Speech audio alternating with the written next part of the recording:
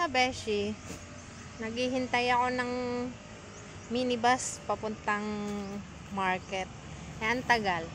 Nakakita ako dito ng puno ng mangga. Nung bata ako,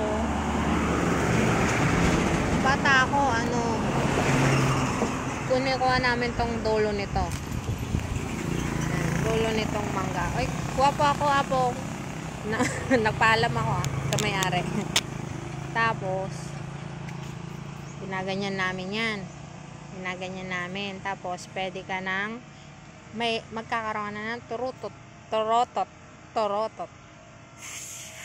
Ay, hindi na ako maalam. Ay, palpak. Wait lang. Hindi pwede. Hala, isa pa nga po. Sira ng mangga. Yari ako kay apong laring. Ante laring pala.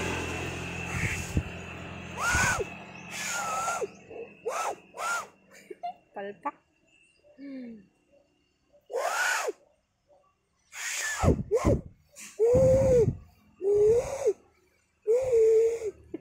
Ayun, torotot na.